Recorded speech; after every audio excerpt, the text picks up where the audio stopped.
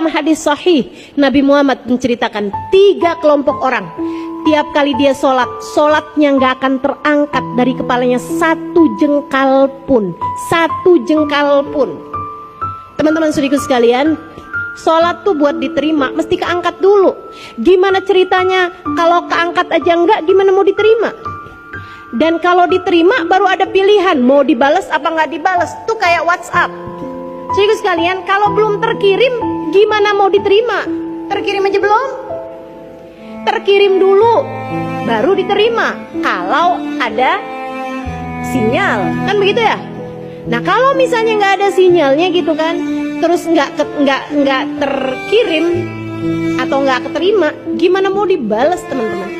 Demikian pula dengan amal ibadah kita gitu kan, ada syaratnya keangkat dulu, artinya keangkat terkirim gitu. Nah habisnya terkirim kemudian baru diterima apa enggak sama Allah, kemudian habisnya diterima atau enggak, baru kemudian Allah balas atau enggak balas. Nah, ini ada kelompok orang sholatnya tidak keangkat 1 jengkal pun dari atas kepalanya. Siapa mereka ya Allah? Imamun zalim, seorang pemimpin yang zalim. Camat kek, bupati kek, wali kota kek, gubernur kek, apalagi presiden. Pemimpin-pemimpin yang zalim, sholatnya tidak terangkat 1 jengkal pun karenanya atas nama cinta.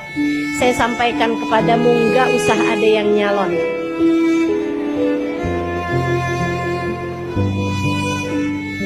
Nggak usah di sini ada yang cita-cita pengen jadi gubernur ya. Apalagi presiden gitu kan.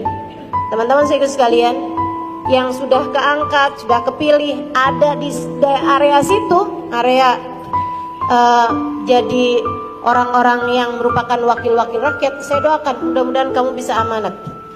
Saya doakan mudah-mudahan kamu bisa mengemban amanat yang tidak ringan itu. Sebab begitu dia jadi seseorang yang zalim, entah korupsi, entah zolim kepada rakyatnya, apapun jadi jenis kezolimannya, sholatnya nggak keangkat 1 jengkal pun teman-teman. Terus siapa lagi? Seorang istri yang suaminya sedang marah kepadanya. Jangan berani menjadi salah satunya. Kamu jadi istri yang benar, bukan buat suamimu, bukan buat anak-anakmu, untuk dirimu. Bukan demi kebahagiaanmu yang singkat di dunia ini teman-teman, akan tetapi untuk hubunganmu yang sangat erat dengan Allah Subhanahu wa ta'ala. Allah bisa murka bersama dengan kemurkaan suamimu, dan Allah bisa ridho kepadamu bersama dengan keridhaan suamimu. Udah yang sabar aja jadi istri dek, yang sabar aja jadi istri mbak, yang sabar aja jadi istri kak, yang sabar aja jadi istri bu.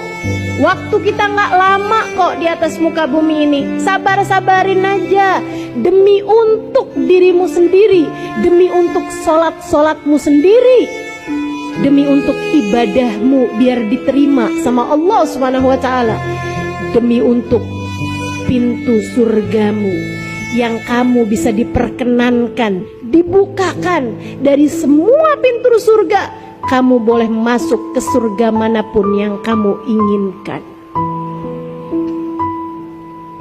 Kurang apa balasan Allah buat istri yang solehah? Kurang apa balasan Allah untuk istri yang mampu sabar menghadapi suaminya? Udah sabar-sabarin aja. Tuh Asia, tuh suaminya dia adalah Fir'aun. Segitunya dia bisa jadi istri yang solehah. Teman-teman, kabarnya Asia tuh kalau sama Fir'aun dianggap nggak nurut, itu ditaroin di kayak tempat tidur gitu yang dibuat dari api, yang dibuat dari besi, di bawahnya api dinyalain, dipanggang. Fir'aun mau bikin Asia jadi Asia panggang. Lah suami kita kan nggak Fir'aun amat. Ayolah. Lagian kamu mau nuntut suami kamu tuh mau jadi kayak apa? Ngaca.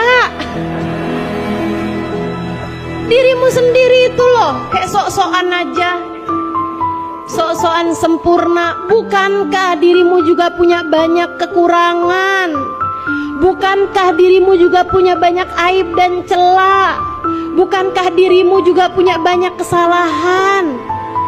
Ayo belajar untuk bisa jadi seorang perempuan yang mudah-mudahan tiap kali kamu sholat Allah berkenan memandangmu dengan pandangan penuh rahmat. Yang ketiga, dari orang yang sholatnya gak akan pernah keangkat satu jengkal pun. Ini sholat.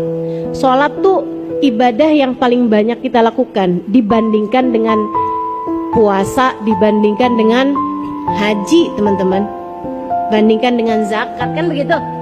Segitunya aja Allah gak mau menerima sholat kita satu jengkal pun. Yang ketiganya siapa? Akhwan mutasoriman, orang yang lagi gak akuran. Yuk liatin hatimu, dendam sama siapa hatimu itu? Hah? Punya kebencian sama siapa hatimu itu? Diapain sampai bisa segitu dendamnya? Diapain sampai kamu bilang seumur hidup gak akan pernah saya maafkan orang itu? Baik teman-teman sekalian yang saya muliakan, akhwan mutasoriman, dua orang yang sedang gak akuran, ada dendam di hati kita sama siapapun, menghalangkan sholat kita diterima sama Allah, menghalangkan ibadah haji kita, ibadah umroh kita buat terima sama Allah. Jadi yuk sama-sama saling benerin diri, biar kita ketika mengerjakan ibadah apapun aja jadi ibadah yang layak diterima sama Allah Subhanahu wa ta'ala.